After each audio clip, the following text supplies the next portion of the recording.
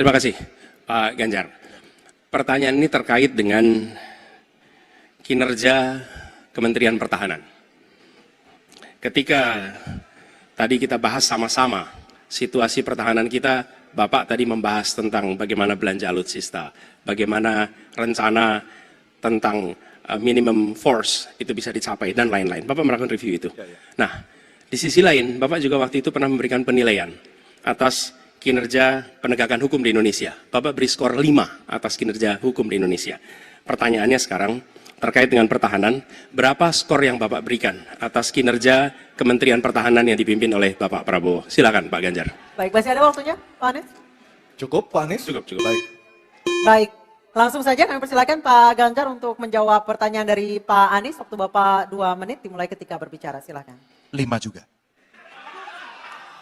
Saya punya datanya dan kemudian akan saya sampaikan. Maka di meja saya sudah saya siapkan data satu persatu. Namun demikian Mas Anies, tentu saja ada yang ingin saya sampaikan dari apa yang tadi sudah saya utarakan.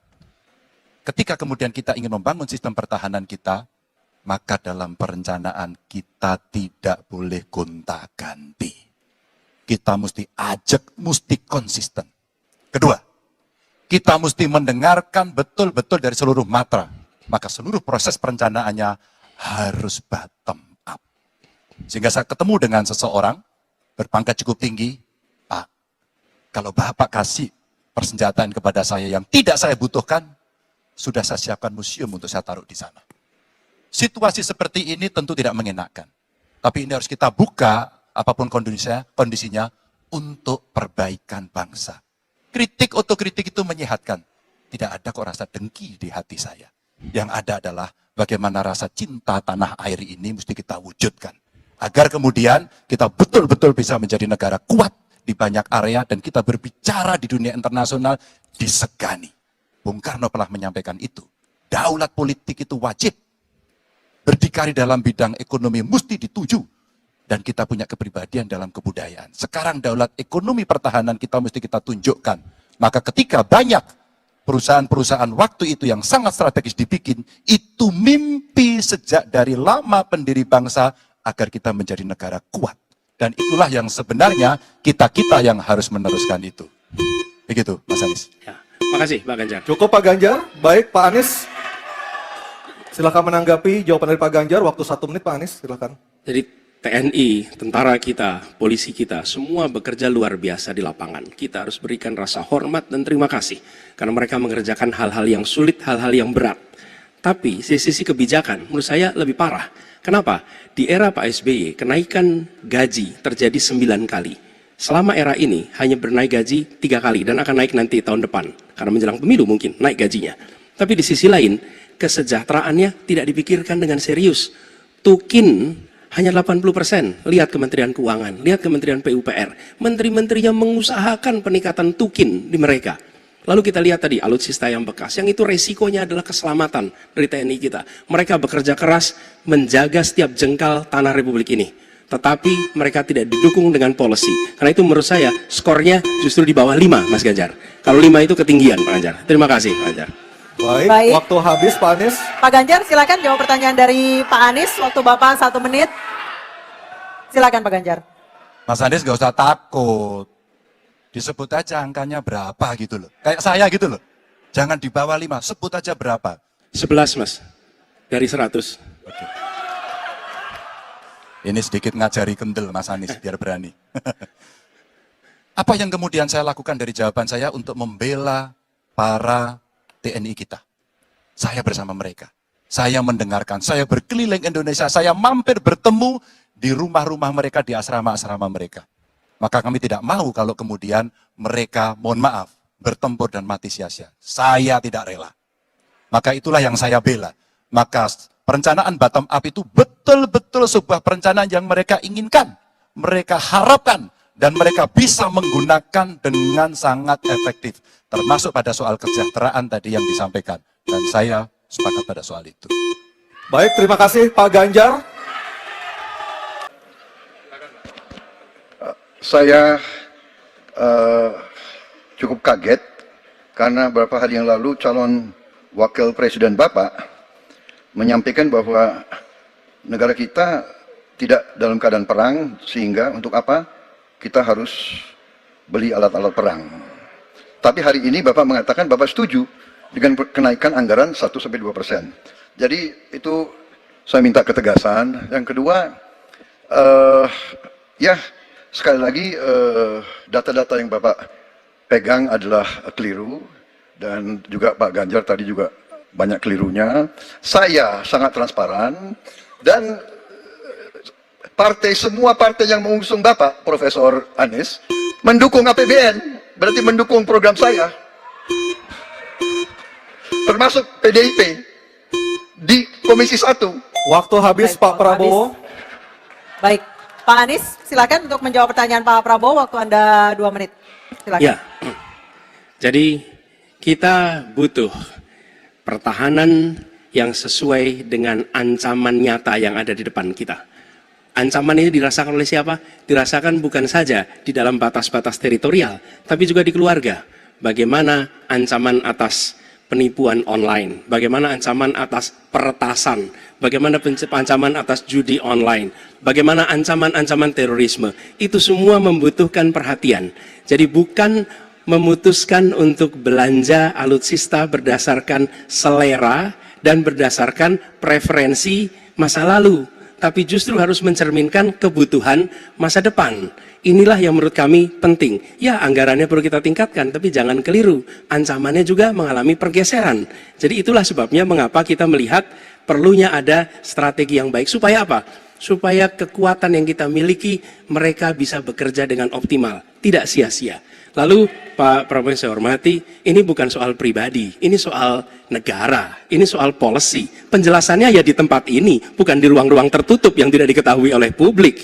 Justru kalau Bapak ketahui datanya salah, tunjukkan di tempat ini, sehingga publik bisa mengetahui, bukan dalam pertemuan-pertemuan lain yang tidak jelas dari mana kita bisa menilai akurasinya. Jadi menurut hemat kami, bila ada di antara kami yang faktanya keliru, Bapak tunjukkan. Tapi kalau Bapak tidak menunjukkan, berarti memang faktanya benar. Itulah kenyataan yang ada di lapangan. Dan ini juga yang selalu kami gunakan. Kami gunakan fakta-fakta itu. Itulah sebabnya, Pak, kami melihat penting sekali untuk kita tenang, dingin, jangan emosional dalam menghadapi persoalan-persoalan kenegaraan, dalam menghadapi persoalan-persoalan pertahanan. Demikian jawaban kami. Terima kasih. Baik, terima kasih Pak Anies. Oke, tenang dulu. Tenang dulu. Mohon tenang Bapak dan Ibu, mohon tenang supaya kita bisa mendapatkan intisari dari jawaban maupun pertanyaan dari ketiga capres kita ini. Dan kami persilakan Pak Prabowo untuk menanggapi Pak Anies dalam waktu 1 menit, Pak. Kami persilakan Pak Prabowo. Pak Anies. Saya tidak bicara tertutup, saya bicara di Dewan Perwakilan Rakyat Komisi 1, di mana semua partai yang mengusung Bapak hadir dan menyetujui yang saya ajukan. Jadi, dan juga sekarang waktunya nggak ada. Jadi saya mengundang kita bicara terbuka. Terbuka, silakan. Tapi saya ingatkan, Bapak cinta atau tidak dengan negara ini? Masa kita mau buka semua kekurangan kita, semua masalah kita buka di depan umum? Apakah itu pantas? Di negara yang baik, di negara maju, masalah rahasia ada, Profesor. Jadi bohong, saya tidak minta tertutup. Saya terbuka, Komisi DPR terbuka. Baik, waktunya habis. Waktu habis Pak Prabowo, waktu habis. Kami persilakan Pak. Mohon tenang. Tenang Hadirin dulu, mohon tenang dulu, kita lanjutkan. Supaya pemirsa di rumah juga bisa mendapatkan intisari dari acara kita malam hari ini. Mohon tenang. Silakan Pak Anies untuk memberikan tanggapan atas pernyataan Pak Prabowo, waktu Bapak 1 menit. Tidak ada yang perlu dirahasiakan. Bapak Presiden menyampaikan, Bapak punya lahan lebih dari 340.000 hektar, sementara TNI kita, prajurit kita, selebih dari separuh tidak punya rumah dinas. Itu fakta, tidak perlu dibicarakan secara tertutup. Itu kekurangan yang harus kita perbaiki. Dan ketika tadi Bapak mengatakan, Bapak akan meningkatkan kesejahteraan. Pak, Bapak ini sudah Menhan selama 4 tahun, hampir 5 tahun. Bukan calon Menhan. Jadi harusnya menunjukkan inilah yang sudah saya kerjakan. Bukan mengatakan apa yang akan dilakukan. Nah, saya menyampaikan, bila saya ditugasi, maka kenaikan gaji dilakukan tiap tahun. Maka perumahan prajurit TNI dipastikan dibangun sehingga mereka tidak perlu ngekos, tidak perlu mereka sewa, dan mereka bisa tenang. Mereka diminta mempertahankan setiap jengkal, tapi kita tidak memberikan tempat tinggal bagi mereka berdinas. Itu tidak benar, itu harus dikoreksi. Baik, waktu habis. Terima kasih Pak Anies. Mohon tenang Bapak dan Ibu, mohon tenang, mohon tenang, mohon tenang. Tenang dulu ya Mohon supaya kita tenang, bisa Bapak dan lanjutkan Ibu. acaranya. Mohon tenang dulu. Mohon tenang. Mohon tenang menjaga ketertiban. Kita berikan hak yang sama kepada 3 capres kita. Mohon tenang, mohon tenang. Dan kita akan memasuki sesi tanya jawab yang terakhir, yakni calon presiden nomor urut 3 Pak Ganjar Pranowo dan calon presiden nomor urut 2 Bapak Prabowo Subianto untuk saling tanya jawab dan menanggapi. Dan kami silakan Pak Ganjar untuk bertanya kepada Pak Prabowo. Waktu Anda 1 menit. Silakan Pak Ganjar. Terima kasih. Pak Prabowo, saya senang sekali Bapak memantik saya, data saya tidak benar. Silakan bantah data saya hari ini, Pak. Dan saya izinkan kalau ada staf mau bantu, silakan berdiri di sebelahnya. Izinkan. Pak, Global Peace Index kita menurut sumber Institute for Economic and Peace kita turun, Pak. Kalau mau di-close up boleh. Silakan. Saya bawakan ini dari rumah. Mari kita bicara data yang benar. Global Militarization Index kita, sumbernya Bonn International Center for Conflict Studies, turun. Semua skornya ada. Kapabilitas militer kita, ini dari Law Institute Asia Power Index, turun. Proporsi anggaran pertahanan kita, sumbernya IISS Military Balance Plus, turun. Pak Prabowo, saya mau bertanya kepada Bapak, termasuk kemudian capaian MEF kita hanya 65,49% dari target 79%. Mengapa terjadi penurunan dan apa solusinya? Waktu habis. Pak Prabowo silakan untuk menjawab pertanyaan dari Pak Ganjar, waktu Bapak 2 menit silakan. Jadi Pak Ganjar, saya sudah buat rencana, tetapi yang menentukan termasuk Menteri Keuangan. Dan masalah yang kita hadapi, tolong ya, saya memang sudah jadi Menteri Pertahanan 4 tahun, tetapi kita diganggu oleh COVID 2 tahun, di mana terjadi refocusing. Jadi banyak yang kita ajukan tidak disetujui oleh Menteri Keuangan. Jadi sebagai seorang menteri, sebagai seorang team player, saya harus loyal. Jadi ya saya tidak banyak bicara di depan umum. Ya, tapi data-data yang Bapak ungkapkan masalah pesawat bekas, ya, saya ingatkan Bung Karno waktu menghadapi Irian Barat, seluruh alatnya bekas. Pak Ganjar, Bung Karno, seluruh pesawat terbang, kapal selam, cruiser, destroyer, semuanya bekas. Ya, jadi kita juga masih pakai banyak sampai sekarang pesawat bekas. Jadi banyak data Bapak, mungkin niat Bapak baik, tapi mungkin tim Bapak, staf Bapak itu keliru memberi masukan. Ya. Jadi dalam alat perang, saya katakan, bukan baru dan bekas, tapi usianya. Usianya, kalau pesawat, flying hours. Ya. Dan tentunya kita pasti mau yang terbaik untuk prajurit kita. Ya. Tapi kita harus loyal kepada yang lebih besar. COVID, ada krisis Ukraina, pangan naik, BBM naik. Waktu habis Pak Prabowo, terima kasih. Kami persilakan Pak Ganjar untuk menanggapi jawaban dari Pak Prabowo. Waktu Anda 1 menit, mohon tenang. Maaf, kali ini Bapak tidak menjawab sama sekali pertanyaan saya, Pak. Saya pengen data yang Bapak katakan salah, data pertahanan Anda ini, Anda pertahanan saya, silahkan Anda bantah di sini. Bapak tidak mampu membantah dan Bapak menjelaskan pesawat bekas. Saya tidak pernah berbicara pesawat bekas dalam pertanyaan saya.